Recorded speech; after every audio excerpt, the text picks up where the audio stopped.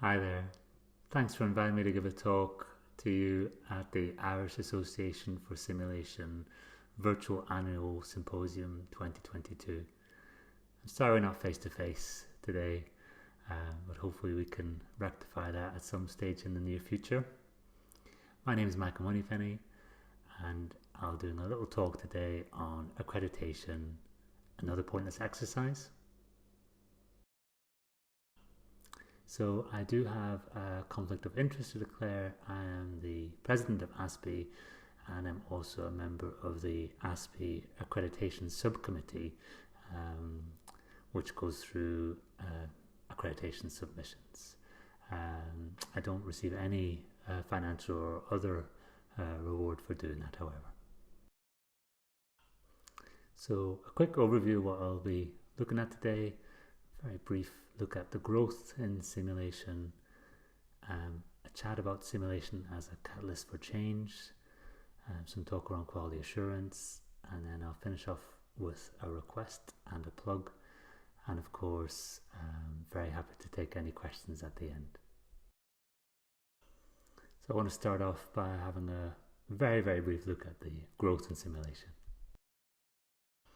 So I think all of us appreciate the growth in simulation over the past few years. This is just an example from PubMed. If we put in simulation in the search, this is the number of publications over those years. And we all know it's taking off. So whether you use PubMed publications or a number of simulation centers or use of the need for simulation in various curricula, we all know that there's a phenomenal growth in simulation happening at this moment. And of course there's a number of different reasons why simulation is expanding, and one of the reasons is that it helps us change both personally but also as systems. So I want to just have a quick look at that.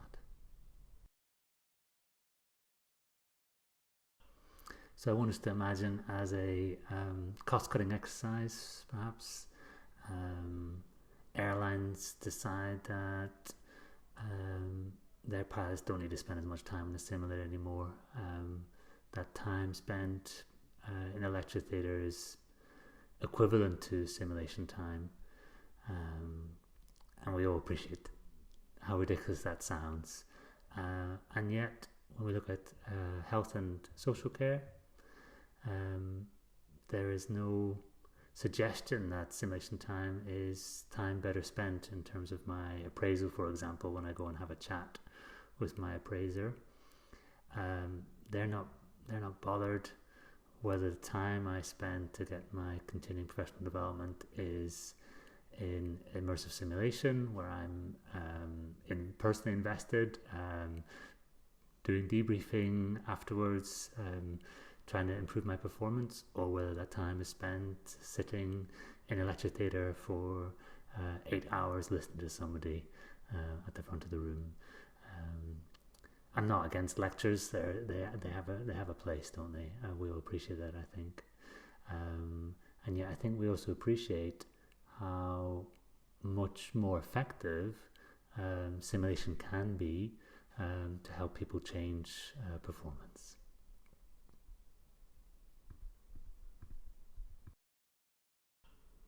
And so in aviation anyway, a lot of time is spent in a simulator as opposed to in a lecture theatre. And when I speak to colleagues who are pilots, they tell me how stressful it is. Often these are high stakes summative assessments where they will not be allowed to fly if they don't pass them. So I think all of us appreciate the benefits of using simulation to change people's performance, and that change is not always necessarily a positive change. At times it can be a negative one. Just using this example here from this paper in Simulation in Healthcare, where the authors looked at simulation interventions with over a number of years, and their total number of participants was 3,900, and they looked at the psychological distress that the interventions could cause.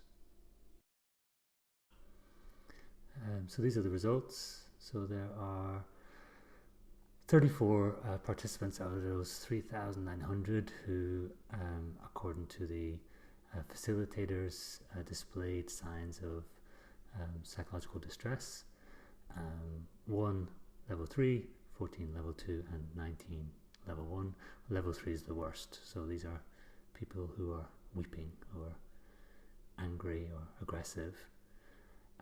So very, very few in that category, just the one. And you might think, well, weeping's not that bad. I've seen people weep in my sessions. But weeping actually is not the same as crying. So level 2 is crying, and level 1 is teary-eyed. So actually level 3 weeping is I think shows significant emotional distress. I appreciate we can't extrapolate from this to simulation everywhere, and I do worry as simulation expands, as more and more people go through simulation,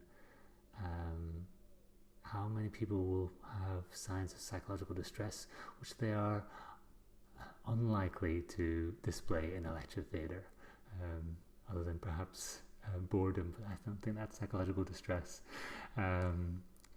because of the impact of simulation on people, because of where we're pushing them just beyond their kind of safe limits, as it were. I just remember personally, I had an experience when I was a trainee. I just started a new hospital, and they had a simulation suite, and they said, let's all go to the simulation suite. And I thought this was excellent, a fantastic opportunity to do some training. And it was a pediatric, so they were pediatric simulations, and we went through one by one. The pediatric scenarios were horrendous, horrendous pediatric scenarios with a few pediatric deaths. And after each scenario, we were told our limitations, and for at least one of my colleagues, that they worried that they would not be able to actually look after pediatric patients with the level of performance that they've just displayed. And I didn't have a pediatric patient the next day, but I worry a bit that if that's the kind of thing that happens in some places, then people's performance in a real crisis might be worse after they've done a simulation, because of the after effects of that sort of psychological distress.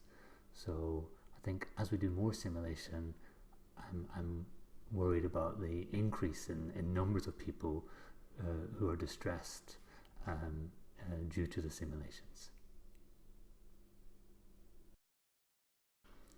And that brings me on to talk about quality assurance.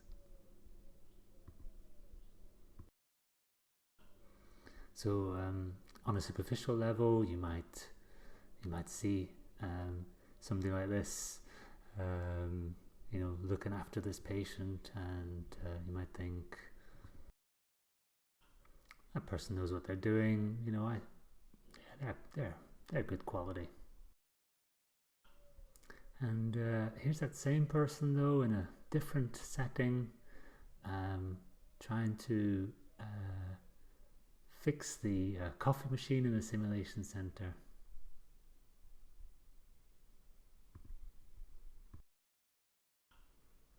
And now you might be having some doubts about their quality assurance.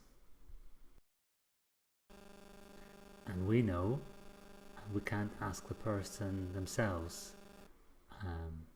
how good they think they are. We all know the Dunning-Kruger effect, with confidence on the y-axis and competence on the x-axis. And how can any of us know then whether we are in that left-hand circle, very confident but not very competent, or in that right-hand circle? Same from personal experience. I think I'm alright as a facilitator, and the same for our simulation center. I think we're alright as a simulation center, but I think how can you know for sure?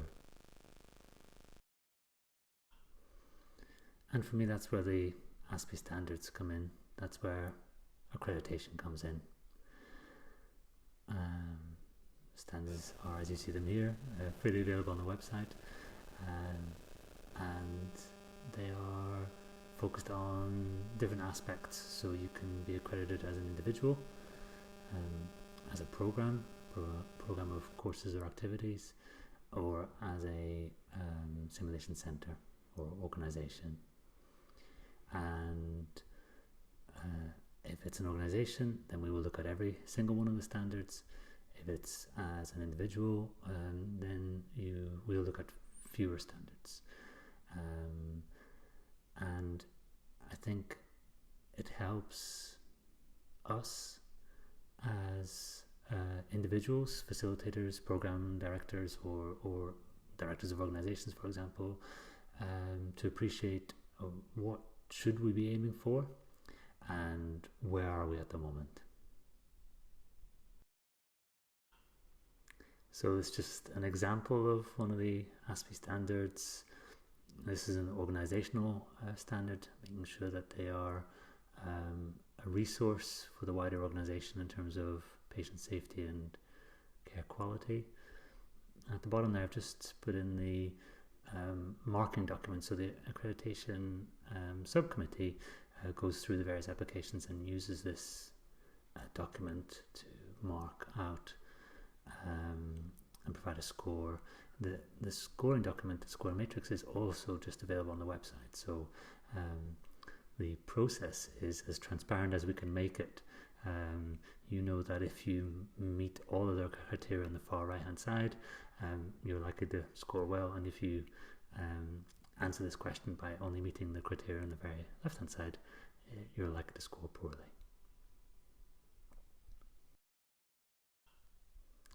And you can find this sentiment from Daniel Kahneman from his book Thinking Fast and Slow in a number of different areas, you know, whether it's this book or Anders Ericsson's work. In order to develop expertise, we need feedback and practice. I'm not going to go into deliberate practice, that's another talk, isn't it? But the thing to take away is that the speed of feedback's not the same perhaps here in terms of accreditation, but there's certainly a quality of feedback that you do get, which will allow you to consider where you are in terms of your expertise within simulation-based education.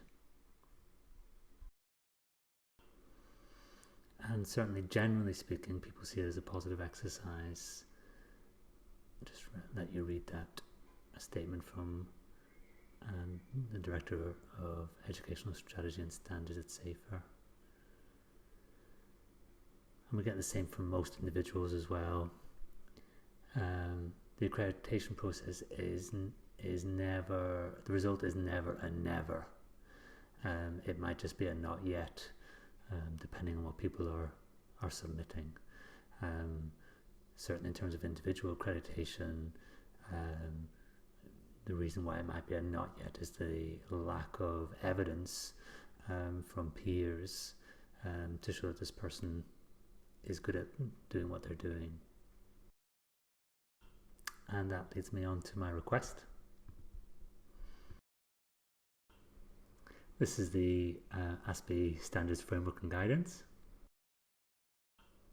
As you can see, it was published in 2016, and the ASPiH Executive Committee feels it's time to revisit the guidance and renew it, refresh it, update it, There's certainly things in terms of interprofessional education and that I'd like to see in there, and also recent work around trauma-informed care, equity, diversity and inclusion. All of these are missing from the current guidance, and so if you're interested in this at all, please do drop me an email. That's my email address right there, and note your interest, and I'll be in touch. We are currently forming up the different subcommittees which will look at various different aspects of the guidance, with an end date of the conference this year in order to publish it. So please do get in touch if this is of interest. That just leaves me with my plug. Please put a hold in your diaries for the ASPiH conference this year, which is on the 6th to the 8th of November in Birmingham. I'd love to see you there and have a chat with you all. And that just leaves me to say thank you very much for listening. I hope you are with me when I think that accreditation is not just a pointless exercise.